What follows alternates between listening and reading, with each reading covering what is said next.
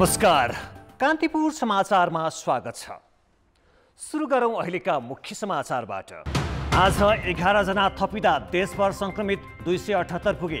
बिरामीको विवरण अस्तव्यस्त, उपत्यका बाहिरको ठेगाना दिइएका कतिपय संक्रमितको बसोबास काठमाडौँमै।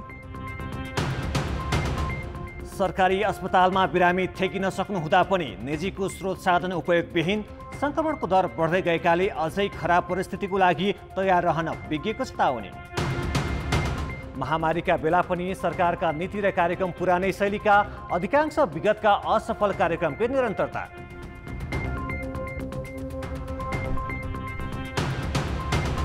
राष्ट्र बैंकले ब्याज र किस्ता बुझाउने समय लम्ब्याइदिएपछि वाणिज्य बैंकको नाफा घट्यो। 6वटा बैंक शेयर धनीलाई लाभांश नै बाँड्न नसक्ने अवस्थामा। र कोरोना महामारीका नाममा देशै बन्द रहन नसक्ने अमेरिकी राष्ट्रपति ट्रम्पको भनाई। खोप नबने पनि सामान्य अवस्थामा फर्किनुको विकल्प नरहेको भनाई। आज थप 11 जनामा कोरोना भाइरस देखिएको छ।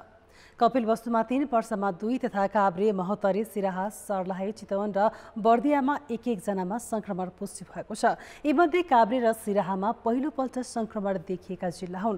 यो सँगै कोरोना भाइरसका बिरामीको संख्या देशभर 278 पुगेको छ।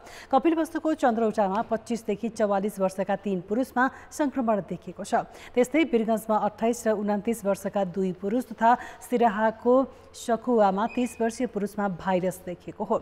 सिराहा संक्रमण देखिने 25औं जिल्ला हो। प्रदेश 2 का 8वटै जिल्लामा संक्रमण देखिएको छ।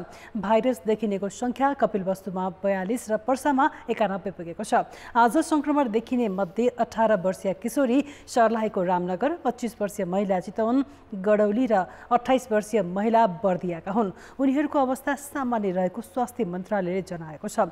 हिजो काठमाडौँको सतुङ्गलमा 7 वर्षीय बालकसहित विभिन्न जिल्लामा 18 जना नयाँ बिरामी थपिएका थिए। अहिलेसम्म पीसीआरबाट 26,691 र आरडीटीबाट 65,749 गरी कुल 92,440 जनाको परीक्षण गरिएको छ। पछिल्लो 24 घण्टामा 2,589 जनाको पीसीआर प्रविधिबाट परीक्षण गरेको पनि स्वास्थ्य मन्त्रालयले जानकारी दिएको छ। कोरोना भाइरस संक्रमणको आशंका गरिएकी सिन्धुपाल्चोककी एक सुत्केरीको मृत्युबारे छानबिन र परीक्षण भइरहेको स्वास्थ्य मन्त्रालयले जानकारी गराएको छ। एक हप्ता अघि त्रिभुवन विश्वविद्यालय शिक्षण अस्पतालमा सुत्केरी भएर घर फर्काएकी सिन्धुपाल्चोककी ती महिलाको धुलीखेल अस्पताल लैजाने क्रममा निधन भएको थियो। वैशाख 23 गते काठमाडौँ महाराजगञ्ज स्थित शिक्षण अस्पतालमा भर्ना भएकी उनी भोलिपल्ट सुत्केरी भएकी थिइन्। 25 गते उनलाई अस्पतालबाट घर पठाइएको थियो। ज्वरो आउने, श्वास प्रश्वासमा समस्या हुने लगायतका लक्षण देखेपछि उनलाई स्थानीय अस्पताल लगिएको थियो। उक्त अस्पतालले कोरोना भाइरससँग मिल्दोजुल्दो लक्षण भन्दै धुलीखेल अस्पताल लैजान सिफारिस गरेपछि राति नै धुलीखेल ल्याइएको थियो। तर अस्पताल पुर्याउँदै उनको मृत्यु भएको थियो। यस सम्बन्धमा हामीले थप विस्तृत विवरणहरू लिइरहेका छौँ र कोभिड-19 सँग सम्बन्धित थप परीक्षणहरू भइरहेका छन्। त्यसले गर्दाखेरि यो परीक्षणहरूको र सम्पूर्ण विवरणहरू प्राप्त भइसकेपछि मात्र स्वास्थ्य तथा जनसङ्ख्या मन्त्रालयले आधिकारिक रूपमा कोभिड-19 सँगको सम्बन्धित मृत्यु हो वा होइन भन्ने कुरा निक्रोल गरेर प्रसारण गर्ने बेहोरा सबैलाई म जानकारी गराउँदै आजको अपडेट म यही अन्त्य गर्छु। धुलीखेल अस्पतालमा उनको 2 पटक पीसीआर परीक्षण गर्दा भाइरसको संक्रमण देखिएको अस्पताल स्रोतले जनाएको छ। तर पुनः यकिन गर्न उनको नमुना राष्ट्रिय जनस्वास्थ्य प्रयोगशाला टेकुमा पनि पठाइएको छ। उनमा संक्रमण पुष्टि भएमा नेपालमा कोरोना भाइरसका कारण मृत्यु हुने पहिलो घटना हुनेछ। उदयपुरका 1 जना पत्रकारमा संक्रमण पुष्टि भएपछि उनको सम्पर्कमा आएकाको नमुना सङ्कलन सुरु भएको छ। उनको सम्पर्कमा आएका उदयपुरका अन्य पत्रकारको पनि पीसीआर परीक्षण थालिएको छ। भुल्केमा रहेको नुरी मस्जिदको रिपोर्टिङमा जाने 26 सञ्चारकर्मीको 3 दिन अघि नमुना लिएर परीक्षण गरिएको थियो, जसमा 1 जनामा संक्रमण देखिएको थियो। उनलाई आज बिहानै विराटनगरको कोरोना अस्पताल लगिएको छ। यता गाईघाट बजारमै संक्रमित भेटिएपछि प्रशासनले थप कडाई गरेको छ। उदयपुरमा थप 30 जनाको नमुना सङ्कलन गरिएको छ। पर्सामा 1 जना पत्रकारमा भाइरस देखिएपछि 104 जना पत्रकारको परीक्षण गर्दा नतिजा नेगेटिभ आएको छ। उता कपिलवस्तुमा शनिबार संक्रमण पुष्टि भएका थप 3 जना भारतबाट आएको खुलेको छ। उनीहरू चन्द्रौटाको सुपा देउराली क्वारेन्टिनमा बस्दै आएका थिए। अवस्था सामान्य रहे पनि उनीहरूलाई थप उपचारका लागि दाङको बेलझुण्डे स्थित विशेष अस्पतालमा लगिएको छ। संक्रमितको यात्रा र सम्पर्क विवरण सङ्कलन भइरहेको छ। यसैगरी 12 मा संक्रमण पुष्टि भएका नेपाल प्रहरीका जवानलाई आइसोलेसनमा राखिएको छ। 39 वर्षीय संक्रमित मुद्दा फाँटमा कार्यरत थिए। उनको सम्पर्कमा आएका 31 जना प्रहरीको नमुना परीक्षणका लागि काठमाडौँ पठाउने तयारी गरिएको छ। उता सिराहाको सखुवा नन्नारकार कट्टी गाउँपालिकाका 30 वर्षीय एक युवामा संक्रमण पुष्टि भएपछि लतियाही गाउँ सिल गरेको छ। संक्रमितलाई धनगढीमाई 11 छपराही स्थित कोरोना विशेष अस्थायी अस्पतालको आइसोलेसनमा राखिएको छ। गत फागुन 28 गते साउदीबाट फर्किएका उनको वैशाख 30 गते नमुना लिएको थियो। सरकारले परीक्षणको दायरा बढाएपछि एकपछि अर्को गरी कोरोना भाइरसका संक्रमित बढेका छन्। बिरामीको चाप भ्वात्तै बढेपछि सरकारी अस्पतालमा ठाउँ नपुगेर नजिकैका विद्यालयमा आइसोलेसन बनाइएर राख्न थालिएको छ। तर आफूले सहुलियत दिएका निजी अस्पताललाई सरकारले यस्तो विपदमा समेत उपयोग गर्न सकेको छैन। वीरगञ्ज स्थित नारायणी अस्पताल कोरोना भाइरसका संक्रमितले भरिएको छ। 70 वटा शैय्या सहितको आइसोलेसन कक्षमा एउटा पनि शैय्या खाली छैन। बरु आइसोलेसन कक्षमा नयाँ बिरामीका लागि अपुग भएकाले अस्पतालले नजिकैको विद्यालयलाई आइसोलेसन कक्षको रूपमा विकास गरी बिरामी राखिएको छ। त्यहाँ 18 बिरामी राखिएको छ। नयाँ संक्रमित भेटिए उनीहरूको व्यवस्थापन गर्न नसकिने अस्पतालले जनाएको छ। बिरामी 81 चाहिँ एकै दिनमा 57 वटा र अर्को दिनमा चाहिँ 18 वटा गरेर बिरामी धेरै आएपछि र पहिलादेखि नै 29 जना बिरामी रहेको अवस्थामा र 70 भन्दा बढी बेड राख्ने क्षमता नभएको हुनाले हामीलाई गाह्रो परेको थियो। तर अब बिरामीको चाप जुन हिसाबले बढिरहेको छ, सबैलाई अस्पताल ल्याएर राख्न पनि जरुरी छैन र राख्न पनि सकिन्न र केही लक्षणै नभएको बिरामीको लागि हाम्रो जम्मै स्वास्थ्य कर्मीलाई एक्सपोज गराउनु पनि राम्रो होइन। भोलि आवश्यक परेको खण्डमा भोलि कसैलाई एकदमै सपोज इन्टुबेटै गर्नु पर्यो, आइसियुमा उपचारै गर्नु पर्यो, त्यति बेला क्षमता भएका स्वास्थ्य कर्मीहरू चाहिँ क्वारेन्टाइनमा गएको अवस्था पनि हुन सक्छ। वीरगञ्जमा मात्र होइन, नेपालगञ्ज, बुतौल, भैरवा लगायतका स्थानका कोरोना विशेष अस्पतालमा पनि संक्रमितले भरिएका छन्। नेपालगञ्जमा 25 शैय्याको अस्पताल खाली नरहेकाले शुक्रबार नरेनापुरमा भेटिएका 8 बिरामीलाई दाङ लानु परेको छ। सरकारी अस्पतालमा व्यवस्था गरिएका आइसोलेसन कक्षले बिरामीको चाप थेक्न नसकेपछि निजी अस्पताललाई उपयोग गर्नुको विकल्प देखिँदैन। संक्रमित दिनहुँ थपिएकाले उनीहरूको उपचार चुनौतीपूर्ण भए पनि सरकारले निजी अस्पताललाई उपयोग गर्न ध्यानै दिएको छैन। तयारी अवस्थामा छ, तर सरकारले त्यो अनुसारको निर्देश गर्नु पर्यो, त्यो अनुसारको मेटेरियलहरू दिनु पर्यो, त्यो अनुसारको खर्च सरकारले दिनु पर्यो र हामी तयारी अवस्थामा छ, हामी गर्दैनौँ भन्दैनौँ। देशभर साना ठुला गरी 350 निजी अस्पताल छन्। ती अस्पतालमा 16,000 शैय्या, 300 आइसियु र 120 भेन्टिलेटर छन्। निजी अस्पताललाई उपकरण किन्न र सवारी साधन भित्र्याउन सरकारले सहुलियत दिँदै आएको छ। निजी अस्पतालसँग पर्याप्त स्वास्थ्य कर्मी पनि भएकाले स्वास्थ्य मन्त्रालयले उनीहरूलाई उपयोग गर्न समन्वय गर्नुपर्ने मेडिकल काउन्सिलको सुझाव छ। निजीको क्षमता हेर्नु पर्यो, त्यहाँ भएको चिकित्सक, नर्स, बेड, त्यो एउटा करिब जानकारी त्यो सजिलै आउँछ। त्यस पछाडि उहाँहरूलाई जुन उपचार हुन्छ त्यो उपचारको खर्चको कुरा आयो, त्यो खर्च कसले बेहोर्ने त्यो सुनिश्चित हुनु पर्यो। सरकारी अस्पतालमा धेरै बिरामी आएर ठेकी नसक्नु भएको छ भने अनिवार्य रूपमा निजी अस्पताललाई प्रयोग गर्नुपर्छ। यस्तो विपदका बेला निजी या सार्वजनिक नभनी राज्यले उपयोग गर्ने क्षमता राख्नुपर्ने हो। कतिपय मुलुकमा यस्तो असामान्य अवस्थामा निजी अस्पतालदेखि स्वास्थ्यकर्मी सबै सरकारको आदेश र निर्देशनमा चल्नुपर्ने बनाइएको छ। तर यहाँ निजी अस्पतालको स्रोत साधन उपयोगविहीन राखिएको छ। यसले कोरोना भाइरस विरुद्धको लडाइँमा सरकारी प्रयास नै फितलो बन्न सक्ने देखिँदैछ। कान्तिपुर समाचारका लागि क्यामेरामा राजेन्द्र महर्जनका साथ नारायण किलम्बु, काठमाडौँ। नेपालमा अहिलेसम्म कोरोना भाइरसका बिरामीमा गम्भीर स्वास्थ्य समस्या देखिएको छैन। सबैको अवस्था सामान्य छ। यही कारण भाइरसको क्षमता कम भएको भनेर कतिपयले स्वास्थ्य सुरक्षामा व्यवस्था गर्न थालेका छन्। तर भाइरसका बिरामी नयाँ ठाउँमा दिनहुँ जसो बढेकाले सावधानी र परीक्षणमा व्यवस्था गरे स्थिति भयावह हुन सक्ने चेतावनी विज्ञले दिएका छन्। कोरोना भाइरसको संक्रमण एक सातामा उल्लेख्य बढेको छ। एक सातामै 135% संक्रमण बढेको छ।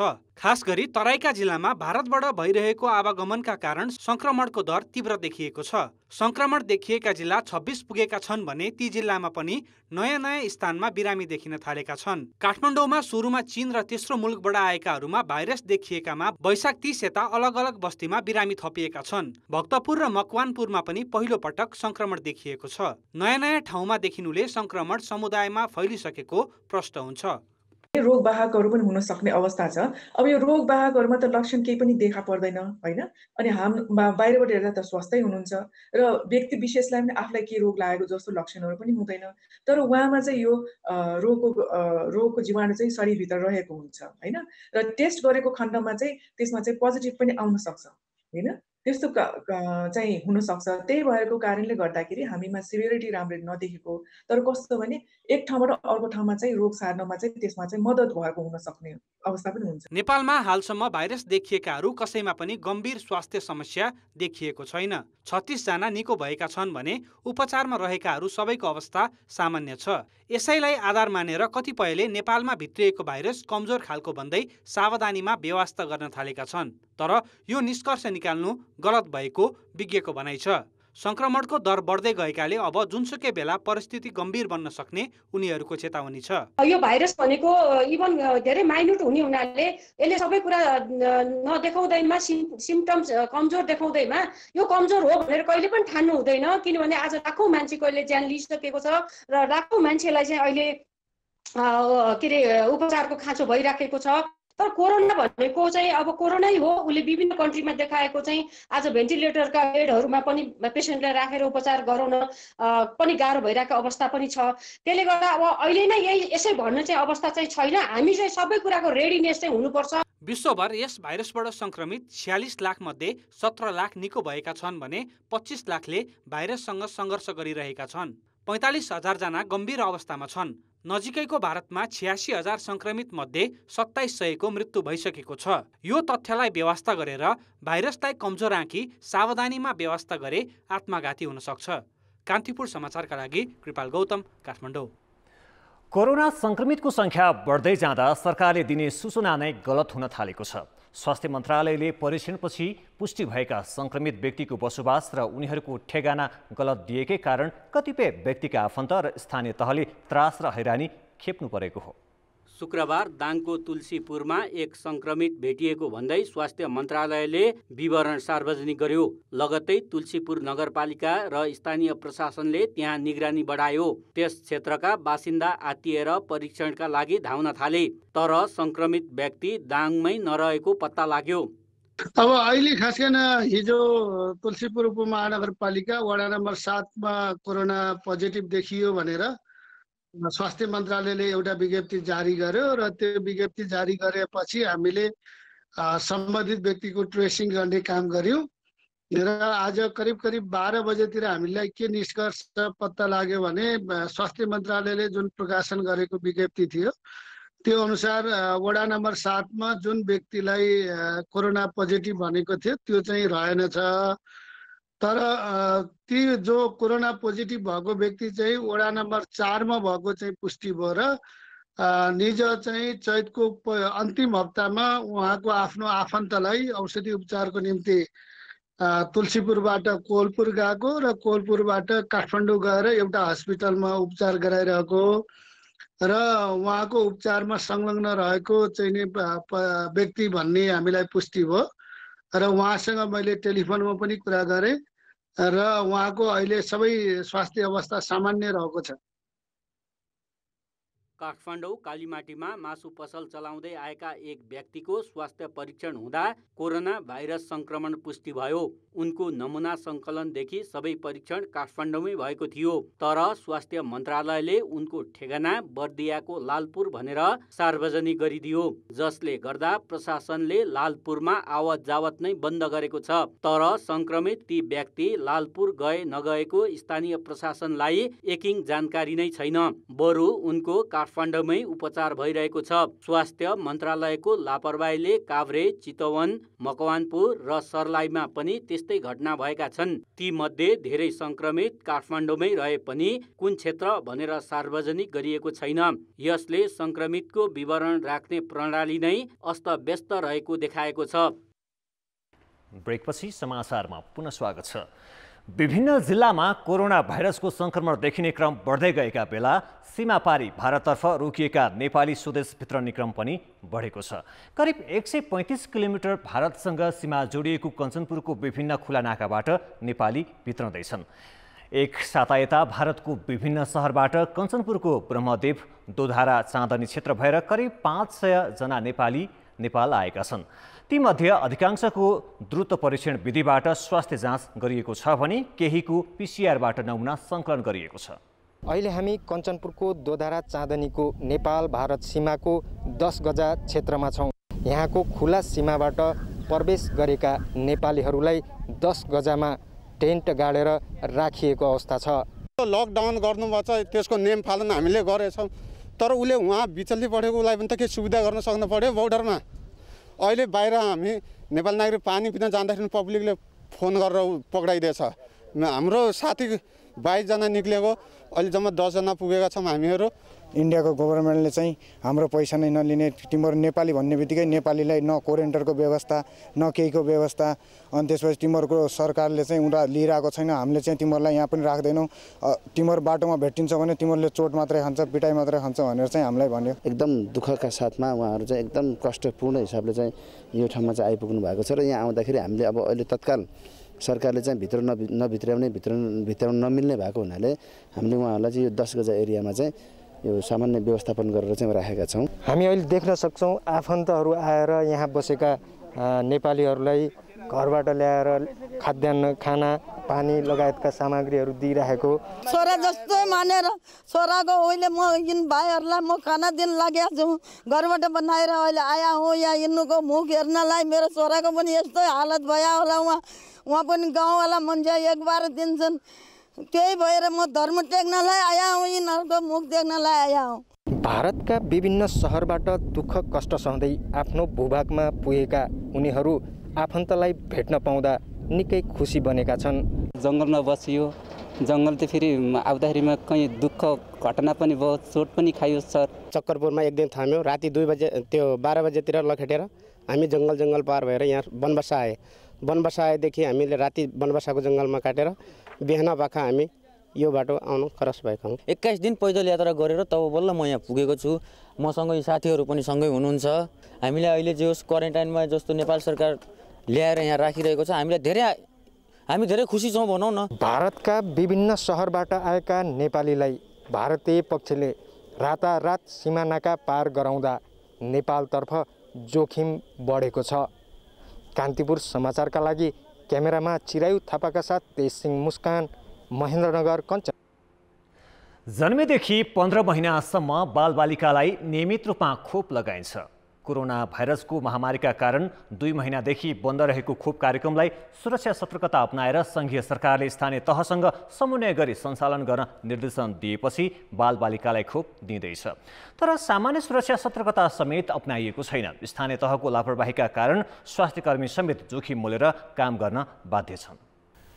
धनुषाका 3 जना मानिसमा कोरोना भाइरस पोजिटिभ देखिएपछि जनकपुर उपमहानगरपालिका सहित आसपासका क्षेत्रमा भाइरस फैलिन सक्ने सम्भावना बढी देखिएको छ। यसै बेला जेठ 1 गतेदेखि बालबालिकालाई खोप पनि लगाइँदैछ। तर अहिलेसम्म राहतमै अल्झिएको जनकपुर उपमहानगरपालिका लगायतका स्थानीय तहले खोप लगाउने कार्यक्रम सञ्चालन गर्ने विषयमा सामान्य सुरक्षा सतर्कता समेत अपनाएका छैनन्। खोप कार्यक्रममा सहभागी हुने स्वास्थ्य कर्मीलाई अनिवार्य रूपमा PPE, disposal gloves, surgical mask र सेनिटाइजर जस्ता सुरक्षायुक्त सामग्री उपलब्ध नगराउँदा स्वास्थ्य कर्मी जोखिम मोलेर काम गर्न बाध्य छन्। सबै सुरक्षा सामग्रीहरू जति समयमै भनौँ जति मात्रामा चाहिनुपर्ने हो त्यो मात्रामा अहिलेसम्म पनि उपलब्ध नभएकै अवस्था छ। अब तर छिटै नै यसको बन्दोबस्त होला। हामीलाई सुरक्षाको लागि कुनै व्यवस्था गरेको छैन। मात्र भ्याक्सिन उपलब्ध गराएको छ, सिरिन्ज निडिल कार्डहरू उपलब्ध गराएको छ। यसबाहेक व्यक्तिगत सुरक्षाको लागि कुनै व्यवस्था गरेको छैन। स्वास्थ्य कार्यालय, स्थानीय प्रशासन, स्थानीय तह र सरकारवाला बीच समन्वय गरी व्यक्तिगत सुरक्षाको सामग्री तथा खोप सेवा सञ्चालन गर्न भनिए पनि यी निकायहरू गम्भीर देखिएका छैनन्। संसदीय विकास कोषबाट केही स्थानमा एक थान सुरक्षा सामग्री वितरण गरिए पनि खोप सेवा सञ्चालन बारे जनकपुर उपमहानगरका जनप्रतिनिधि नै अनभिज्ञ छन्। यो राम्रो मार्क्स अहिले यहाँ जनकपुरमा पाइएन अनि हिजो राति मात्रै हाम्रो काठमाडौँबाट सामान आइपुग्यो। राति 1 बजे यहाँ आएको छ। अब भोलिदेखि दिने कार्यक्रम होला। खोप केन्द्रहरूमा सामाजिक दूरी कायम गरिएको छैन भने सेनिटाइजरको समेत व्यवस्था गरिएको छैन। भाइरस फैलिरहेको यस महामारीको समयमा संघीय सरकारले जारी गरेको निर्देशिकालाई स्थानीय तहले संवेदनशील रूपमा लिएकै छैनन्। खोप लगाउने बालबालिकालाई पनि कसरी बचाउन सक्छौँ त्यो संक्रमणबाट, त्यसको लागि स्वास्थ्य तथा जनसङ्ख्या मैले निर्देशिका जारी गरेको छ र त्यो निर्देशिका पनि हामीले प्रत्येक पालीमा यो जिल्लाभित्र रहेका जति पनि हाम्रा पालिकाहरू छन् सबैमा हाम्रा साथीहरूले चाहिँ हामीले पठाइसकेको छु पालिकाहरूमा र त्यो निर्देशिका पालना गरेर मात्रै चाहिँ खोप सञ्चालन गर्नुपर्छ। प्रत्येक महिना 2 चरणमा सञ्चालन हुने खोप कार्यक्रममा धनुषाका 225 जना स्वास्थ्यकर्मी परिचालित हुन्छन् भने 21,000 बालबालिकालाई खोप लगाइन्छ। बच्चा र बच्चाको आमासँग प्रत्यक्ष स्पर्श हुने भएकाले कोरोना भाइरसको संक्रमण फैलिन सक्ने जोखिमबाट स्वास्थ्यकर्मी आमा र बच्चाको स्वास्थ्य सुरक्षामा ध्यान दिन आवश्यक देखिएको छ। कान्तिपुर समाचारका लागि अमरकान्त ठाकुर, जनकपुरधाम, धनुषा। कारागार व्यवस्थापन विभागले लकडाउनका बेला कुनै कैदीबन्दी बिरामी भए सम्बन्धित जिल्लामै स्वास्थ्य जाँच गर्न निर्देशन दिएको छ।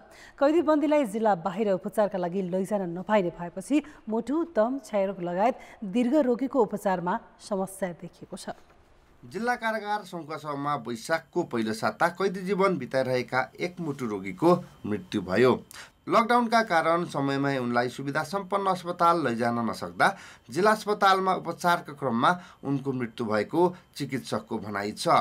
यो समस्या सङ्खुवा सभाको मात्र होइन, अधिकांश पहाडी जिल्लाका कारागारमा कैदी जीवन बिताइरहेका गम्भीर प्रकृतिका बिरामीको समस्या हो। लकडाउनको अवस्थामा कुनै पनि कैदीबन्दीहरूलाई चाहिँ हामीले स्थानान्तरण गर्न नसकिने र गर्न नगर्ने र सकेसम्म स्थानीय तहकै हस्पिटलमा चाहिँ उपचार गराउने भन्ने निर्देशन आइसकेपछि यो बिचमा चाहिँ योभन्दा चाहिँ 1 महिना अगाडि, लगभग 1 महिना अगाडि एकजनाले चाहिँ ज्यान पनि गुमाइसकेको अवस्था छ र अहिले हामीसँग भएका चाहिँ यहाँबाट चाहिँ जिल्ला अस्पतालले चाहिँ रिफर गरेका मान्छेहरूलाई पनि कैदीबन्दी साथीहरूलाई हामीले चाहिँ उता चाहिँ उपचार गर्न लान सक्ने स्थिति अहिले हामीसँग छैन। प्रदेशका भोजपुर, खोटाङ, सोलुखुम्बु, ताप्लेजुङ, तेह्रथुम, पाँचथर लगायतका पहाडी जिल्लामा भएका 25 क्षमताका कारागारमा 130 जनासम्म कैदीबन्दी राखिएको छ। प्रदेशका पहाडी जिल्लाका कैदीबन्दी मध्ये 200 बढीमा हातखुट्टा सुन्निने, झमझमाउने जस्ता समस्या छ भने मधुमेह, उच्च रक्तचाप र क्षयरोग, मुटुरोग, दम लगायतका दीर्घरोगीहरू 100 बढी रहेको कारागार प्रशासनले जनाएको छ। स्थानीय स्वास्थ्य संस्थामा मात्रै यस्ता रोगको उपचार सम्भव हुँदैन। उनीहरूको उपचारका लागि सुविधा सम्पन्न अस्पताल लैजानुपर्ने हुन्छ। तर कारागार व्यवस्था विभागले लकडाउनका बेला कैदीबन्दीलाई सम्बन्धित जिल्लाबाट अन्यत्र लैजान रोक लगाएपछि कारागारका दीर्घरोगीको उपचारमा समस्या देखिएको हो। सानोतिनो उपचार हामी यी गर्छौँ, अलिकति त्योभन्दा माथिको हस्पिटल लान्छौँ, हस्पिटलबाट पनि नभएको बाहिर स्थानान्तरण गर्छौँ। सामान्यतया हाम्रो अयवा हुनुहुन्छ, सामान्य उपचार अयवाले यहाँबाट मेडिसिन प्रेस्क्राइब गरेर हामी मेडिसिन ल्याएर गर्छौँ। प्रदेश 1 का कारागारमा 5842 जना कैदी बन्दी छन्। प्रदेश 1 का अधिकांश जिल्लाका कारागारका भवन पुराना र जीर्ण छन्। कारागारका कोठाहरू पनि ज्यादै चिसो रहेको कैदीबन्दीको गुनासो छ। त्यसैले अधिकांश कैदीमा हातखुट्टा झमझमाउने, जिउ सुनिने जस्ता समस्या देखिएको छ। लकडाउनका बेला बिरामी भएका कैदीबन्दीलाई स्थानीय स्तरका स्वास्थ्य संस्थामै उपचार गरेर कारागारमा फर्काइन्छ। खास गरी मुटु, दम, मधुमेह, उच्च रक्तचाप लगायत रोगले थलिएका कैदीबन्दीले स्थानीय स्वास्थ्य संस्थामा आफूहरूको उपचार सम्भव नभएकाले जिल्ला बाहिरका अस्पतालमा जाने व्यवस्था मिलाउन कारागार प्रशासनसँग माग गरेका छन्। कान्तिपुर समाचारका लागि खोटाङबाट उत्तम चौलागाई, सुनसरीबाट अर्जुन सुवेदी र दिपेन्द्र साक्य, शङ्खुवा सभा। पूर्व एमाले र पूर्व माओवादी बीच एकीकरणपछि नेकपा गठन भएको आज 2 वर्ष पूरा भएको छ। तर 3 महिनाभित्र एकताका सबै काम सक्ने भनिए पनि सत्तारूढ नेकपाको समायोजनको कामले न त पूर्णता पाएको छैन नै, बरु यस अवधिमा 2 अध्यक्ष केपी शर्मा ओली र पुष्पकमल दाहाल बीचको शक्ति खिचातानीले नेकपाको तल्लो तहसम्मै जरा गाड्न पुगेको छ। 2 वर्ष अघि 2074 जेठ 3 गते पार्टी एकता सभामा नेकपा अध्यक्ष पुष्पकमल दाहालले भनेका थिए एकीकरणले अवसर र चुनौती दुवै दिएको छ। एकीकृत कम्युनिस्ट पार्टीको अध्यक्षको रूपमा, नेताको रूपमा, नेताहरूको टिमको रूपमा हामीले काम गर्ने अवसर इतिहासले, जनसमुदायले र तपाईहरूले दिनुभएको छ। एउटा गुणात्मक फड्को एउटा यस्तो ऐतिहासिक प्रक्रियामा प्रवेश गरेको छ। पक्कै पनि आउने दिनहरू तपाईँ हामी सबैले मेहनत गरेनौँ भने, तपाईँ हामी सबैले इमान्दारी साथ राष्ट्र र जनताको पक्षमा खडा हुने सङ्कल्प गरेनौँ भने चुनौतीहरू छन्। तर सत्ताको नेतृत्व गरेको र मुलुकको सबैभन्दा ठुलो दल नेकपाका लागि अहिले एकता अवसर कम, चुनौती बढी भएको देखिँदैछ। पछिल्लो समय अध्यक्ष एवं प्रधानमन्त्री ओली र अर्का अध्यक्ष दाहाल सहितका वरिष्ठ नेताहरूबीच शक्तिको खिचातानी यसरी चर्कियो कि पार्टी नै विभाजन हुन सक्ने आकलनहरू भए।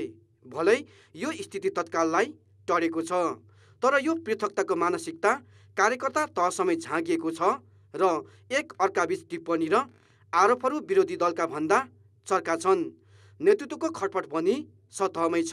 अध्यक्ष कमरेड केपी शर्मा ओली प्रधानमन्त्रीको हैसियतले सरकारको काममा केन्द्रित हुने र अध्यक्ष कमरेड पुष्पकमल दाहाल प्रचण्ड कार्यकारी अधिकारसहित पार्टी काममा केन्द्रित हुनेछ। बैठक संयुक्त अध्यक्षतामा सञ्चालन हुनेछ, तर आम रूपमा बैठकको अध्यक्षता र सञ्चालन कमरेड प्रचण्डले गर्ने। प्रतिनिधि सभाको यस कार्यकालमा सरकारको नेतृत्व अध्यक्ष कमरेड केपी शर्मा ओलीले गर्ने र राजनीतिक स्थायित्वको सन्देश दिने। पार्टी र सत्तामा एकलौटी गरेको भन्दै अर्का दाहाल सहित पूर्व एमाले खेमाकै केही नेता ओली विरुद्ध खनिएका छन्। अर्कोतर्फ ओली पक्षले भने अरूको इसारामा पार्टी भित्रैबाट घेराबन्दी गरेको ठानेको छ। त्यसो त पार्टी एकताको 16 महिनासम्म कुनै भूमिका नपाएका दाहालले गत मङ्सिरमा कार्यकारी भूमिका पाए भनियो। तर ओलीले आफूलाई पहिलो वरियताको घोषणा गरेपछि दाहालले धेरै समय खुसी मनाउन पाएनन्। यस्तै खटपटले 3 महिनामा पूरा गर्ने भनिएको समायोजनको काम मात्रै अवरुद्ध गरेन, पार्टीमा संस्थागत पद्धति भत्कदै गयो।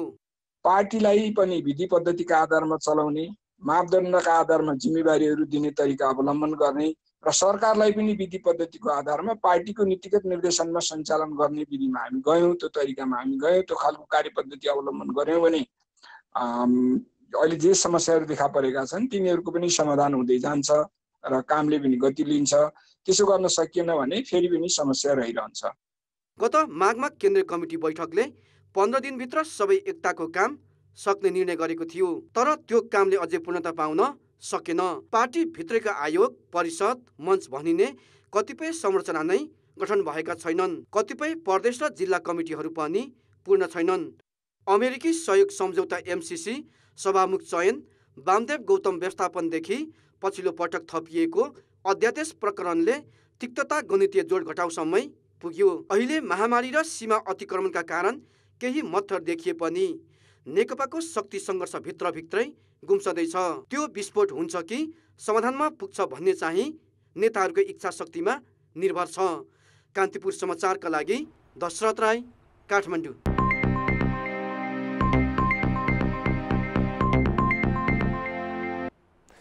सरकारले हिजो सार्वजनिक गरेको नीति तथा कार्यक्रम विगतकै असफल कार्यक्रमको निरन्तरता, प्रधानमन्त्रीका लहरे घोषणामा केन्द्रित हुँदा महामारीपछिको आर्थिक पुनरुत्थानको विषय उझेलमा परेको छ। महासङ्कटको बेला राज्यको जरुरी खर्च नै धान्न मुस्किल पर्ने अवस्था भइरहँदा सरकारले फजुल खर्च घटाउनुको सट्टा झन बढाउने प्रकृतिका कार्यक्रमलाई निरन्तरता दिएको छ। 2054 सालको नीति तथा कार्यक्रम र बजेटमा निरक्षरता हटाउने कार्यलाई अभियानको रूपमा सञ्चालन गर्ने उल्लेख गरी बजेट छुट्याइएको थियो। नीति तथा कार्यक्रम र बजेटमा उल्लेख गरी कुनै न कुनै रूपमा सञ्चालन हुन थालेको 23 वर्ष हुँदा समेत पूरा नभएको तर संसदमा भट्याउन नछाडिएको यो कार्यक्रम यस पटक पनि छुटेन। 2065-66 सालदेखि विशेष कार्यक्रम भन्दै साक्षरता अभियानका नाममा अहिलेसम्म 10 अर्ब भन्दा बढी रकम खर्च भइसकेको छ। यस्तै नीति तथा कार्यक्रम र बजेटमा व्यवस्थित सहरीकरण शीर्षक राखेर सरकारले 20 वर्षदेखि निरन्तर बजेट समेत छुट्याउँदै आए पनि यो कार्यक्रमको अवधारणा के हो अहिलेसम्म प्रष्ट छैन। यी त केही प्रतिनिधि उदाहरण मात्र हुन्। सरकारले हरेक वर्ष ल्याउने नीति कार्यक्रमको स्वरूपलाई परिवर्तन गर्न सकेको छैन। अझ 2070 साल यता सरकारले प्रस्तुत गरेको नीति कार्यक्रम धेरै हदसम्म विगत वर्षहरूकै प्रतिलिपि जस्तो देखिन्छ। अहिले कोरोना महामारीका कारण अर्थतन्त्र धराशयी बन्दै गएको र यसका बहुआयामिक असर देखिरहेको बेला पनि सरकारले नियमित शैली भन्दा कुनै हिसाबले फरक खालको नीति कार्यक्रम ल्याउन नसकेको पूर्व प्रधानमन्त्री बाबुराम भट्टराईको ठहर छ।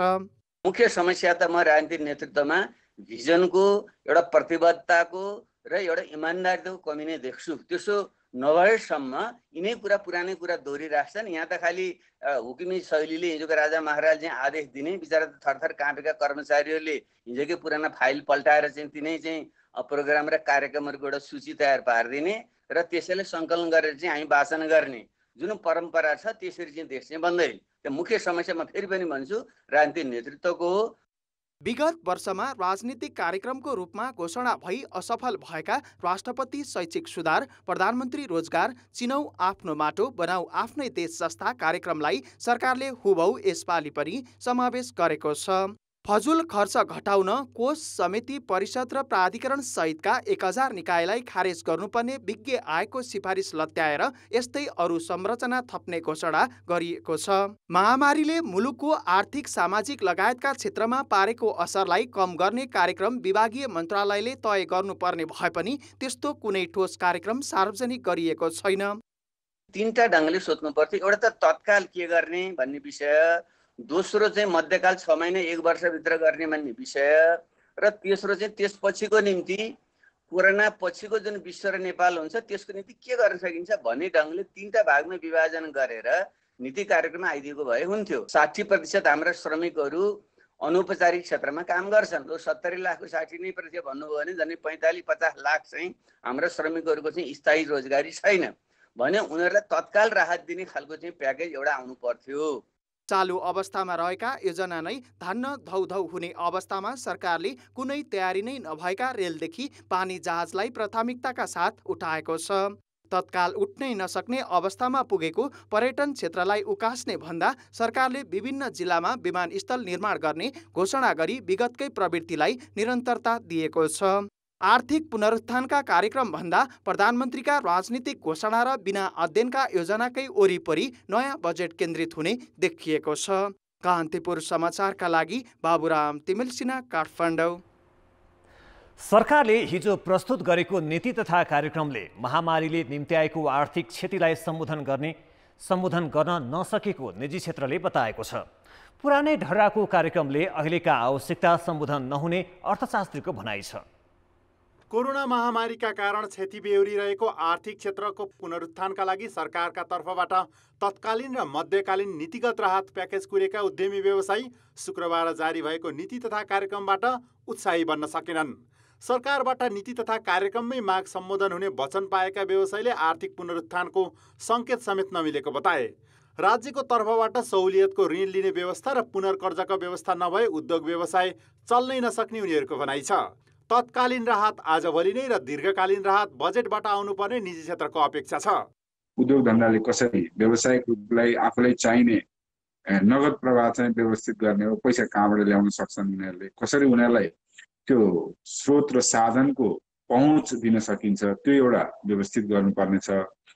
दोस्रो, हाम्रो सबै जस्तो हाम्रा छिमेकी सरकारहरूले, विदेशका ठुल्ठुला सरकारमा भन्दिनँ, हाम्रै छरछिमेकमा पनि सरकारहरूले व्यवसायको लागि, रोजगारीको अवसर गुमाएका मान्छेहरूको लागि तुरुन्त राहत प्याकेज एनाउन्स गरेका छन्। त्यसकारणले सरकारले कहीँ न कहीँ त्यसमा चाहिँ एड्रेस गर्नुपर्ने कुराहरू छन्। यता अर्थशास्त्री तथा राजनीतिज्ञले भने महामारीले निम्त्याएको आर्थिक सामाजिक समस्यालाई सम्बोधन गर्ने भन्दा पनि पुरानै ढर्राको कार्यक्रम आएको बताएका छन्। उद्योग व्यवसायलाई सहुलियत ऋणको नीति ल्याएर तत्कालै आर्थिक गतिविधि सुचारू गर्नुपर्ने पूर्व अर्थमन्त्री रामशरण महतको सुझाव छ। तिनीहरूलाई चलाउनको लागि चाहिँ नि सुविधाहरू दिएर अब उनीहरूलाई चाहिँ नि सञ्चालन खर्चको लागि पनि कम ब्याजमा अथवा ब्याजको अनुदान दिएर चाहिँ नि काम सुरु गराउनु पर्यो। त्यसले गर्दाखेरि रोजगारीका अवसरहरू पनि सिर्जना हुन्छन्। सरकारले चाहिँ रोजगारीको लागि चाहिँ नि तपाईँको अनुदान दिनुपर्ने व्यवस्था पनि हुँदैन यदि चाहिँ रोजगारी नै प्राप्त भयो भने। त्यसकारण चाहिँ नि सुरुमै गर्नुपर्ने चाहिँ नि आर्थिक गतिविधिहरू विस्तार गर्ने हो। सुधार गर्नको लागि सशक्त कार्यक्रम चाहिँ नि अहिलेको आवश्यकता हो। त्यसतर्फ पनि सरकारको ध्यान छैन। खालि कुरो चाहिँ बढाइ चढाइ गरेका छ चाहिँ नि तपाईँको आकाशे तपाईँको चाहिँ नि उद्देश्यहरू लक्ष्यहरू राखेका छन्, तर त्यसलाई कार्यान्वयन गर्ने क्षमता चाहिँ छैन। महामारीका कारण सङ्गठित क्षेत्रका 20 लाख बढीको रोजगारी सङ्कटमा परेको छ। दैनिक 4 अर्बको क्षति भइरहेको आकलन छ। उद्योग प्रतिष्ठानको रोजगारीमा आश्रित मात्र होइन, स्वरोजगार श्रमिकको रोजीरोटी पनि खोसिएको छ। विदेशबाट कामबिन भएर फर्किनेको सङ्ख्या बढ्दो छ। सरकारले बेरोजगारीलाई कृषि मार्फत बढीभन्दा बढी रोजगारी सिर्जना गर्ने र सिपयुक्त जनशक्तिलाई नगददेखि उद्यममा लगाउने बताएको छ। यस्तै साना तथा मझौला उद्योगको क्षमता विकास गर्न सघाउने पनि भनेको छ। तर यी राहतका कार्यक्रम दीर्घकालीन रहेकाले तत्कालका लागि भने ठोस कार्यक्रम ल्याउन ढिला भइसकेको छ। कान्तिपुर समाचारका लागि सुमन पन्थ, काठमाडौँ। सरकारले आर्थिक वर्ष 2077-78 को नीति तथा कार्यक्रममा स्वास्थ्य संस्थाको स्थापना, जनशक्ति व्यवस्थापन गरी स्वास्थ्य क्षेत्रको पुनर्संरचना गर्ने भनेको छ। महामारीका लागि विशिष्टीकृत चिकित्सक र आधुनिक प्रयोगशालाको अभाव भएका बेला सरकारले स्वास्थ्यलाई प्राथमिकता दिए पनि व्यावहारिक कार्यान्वयन गर्नु धेरै चुनौतीपूर्ण रहेको विज्ञको ठहर छ। निरोगी नेपाल निर्माण भन्ने नारासहित सरकारले सर्वरोग रोकथाम, नियन्त्रण र उपचारका लागि प्रयोगशाला सहितको 300 शय्याको केन्द्रीय र न्यूनतम 50 शय्याको प्रदेश स्तरीय सर्वरोग अस्पताल स्थापनालाई प्राथमिकता दिएको छ। जिल्ला अस्पताललाई 50 शय्याको र अञ्चल अस्पताललाई 200 शय्याको, जनरल अस्पतालमा स्तरोन्नति गर्ने हरेक स्थानीय तहमा 5 देखि 15 शय्यासम्मको आधारभूत अस्पताल स्थापना गर्ने पनि भनिएको छ। स्वास्थ्य क्षेत्रमा मानव संसाधन र बजेट अभाव रहेका बेला सरकारले ल्याएको नीति कार्यान्वयनमा विज्ञहरूले शङ्का व्यक्त गरेका छन्। अब कोभिडलाई आधारभूतका कुराहरू, हाम्रो इन्फ्रास्ट्रक्चर डेभलपमेन्टका कुराहरू त भन्नुभयो, तर सबभन्दा त्यहाँ स्वास्थ्य मन्त्रालयभित्र अहिलेको सिचुएसनमा मलाई लाग्छ के भने ह्युमन रिसोर्स, मानव संसाधन ठुलो कमी छ, एउटा कुरा। दोस्रो कुरो यो फाइनेन्सियल रिसोर्सेस जुन छ त्यसको ठुलो कमी छ।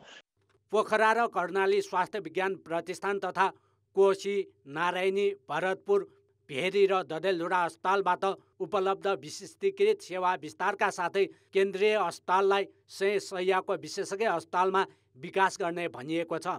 स्वास्थ्य क्षेत्रका आयोग, प्रतिष्ठान, काउन्सिल, अनुसन्धान केन्द्र र ती मार्फतका अस्पताललाई व्यवस्थित बनाउन एकीकृत छाता ऐन तर्जुमा गर्ने उल्लेख छ।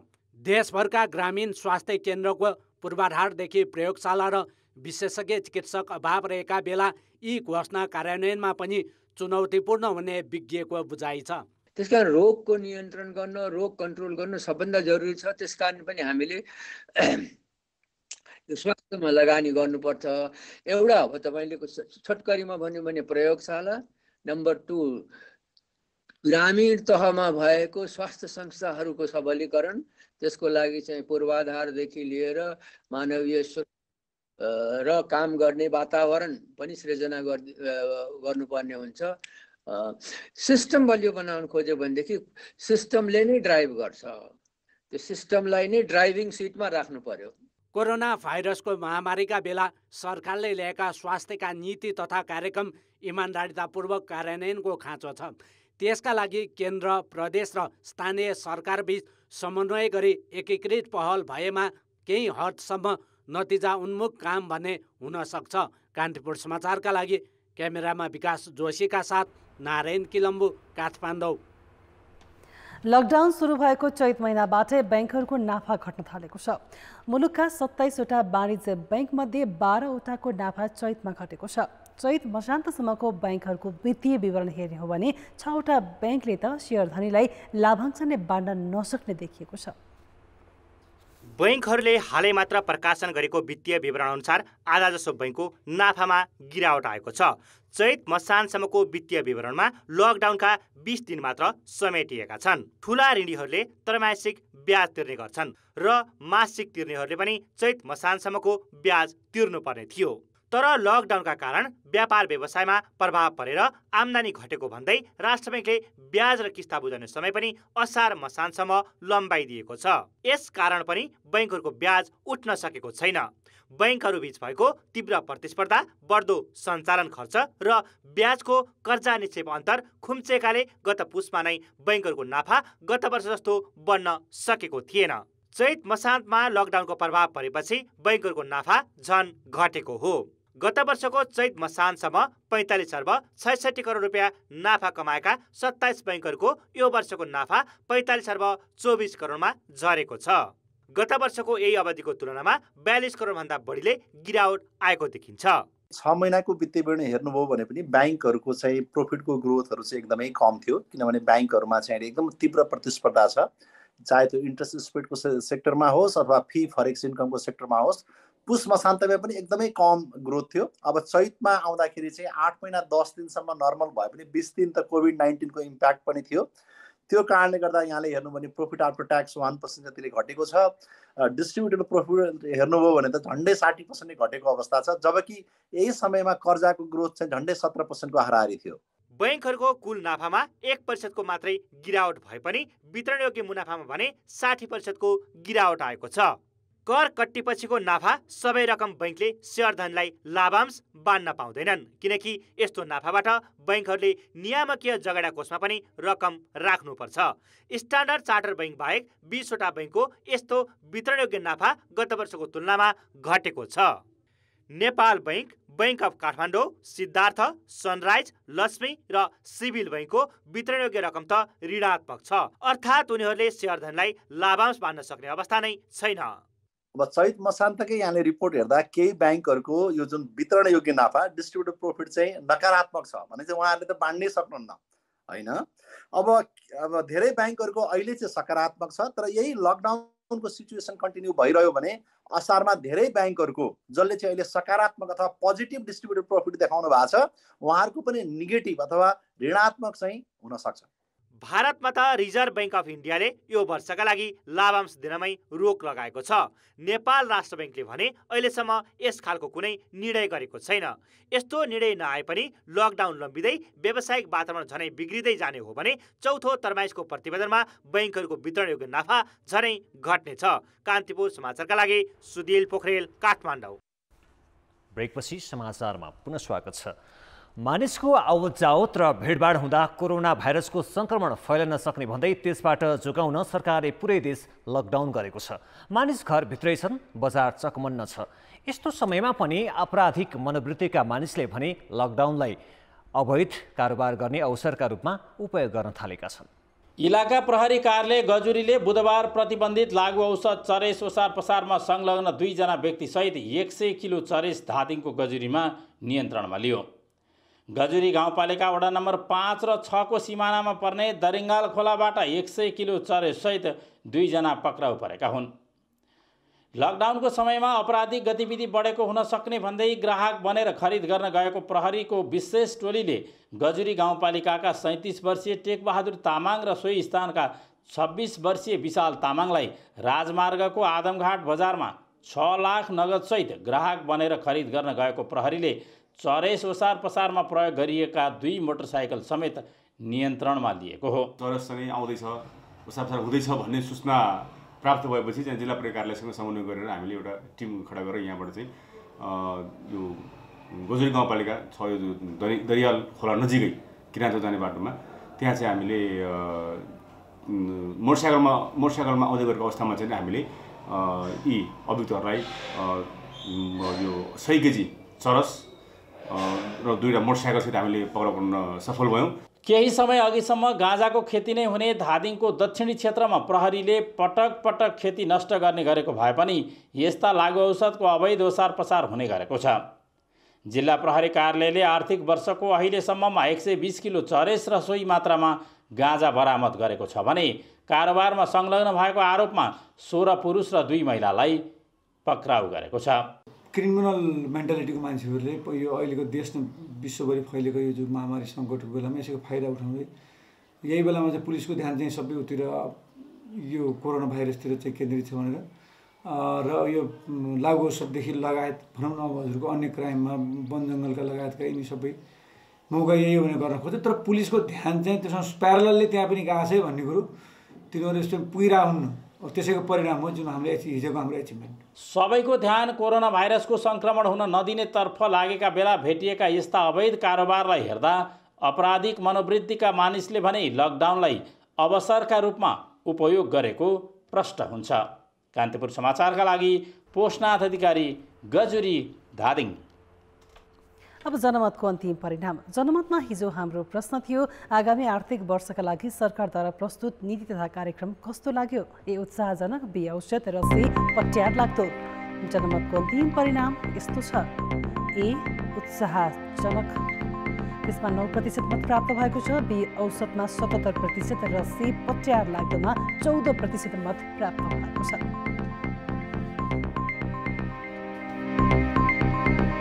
अब आजको प्रश्न। जनमत हाम्रो प्रश्न छ, सरकारले राष्ट्रिय सङ्कटका बेला पनि निजी अस्पतालको उपयोग गर्न नसक्नुको कारण के होला? ए पूर्व तयारी नहुनु, बी अस्पताल सञ्चालकको असहयोग र सी सरकारको इच्छा शक्तिको अभाव। जनमतको अन्तिम परिणाम भोलि साँझ 8 बजेको कान्तिपुर समाचारमा प्रसारण गर्नेछौँ। कृपया 34001मा एसएमएस गरी आफ्नो मत व्यक्त गर्नुहोला। अब मौसम सम्बन्धी जानकारी।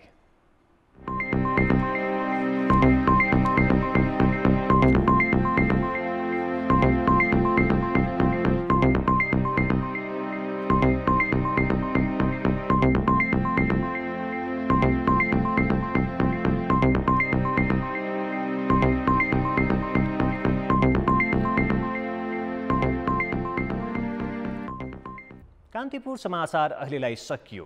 कान्तिपुर टेलिभिजन हेर्दै गर्नुहोला। नमस्ते।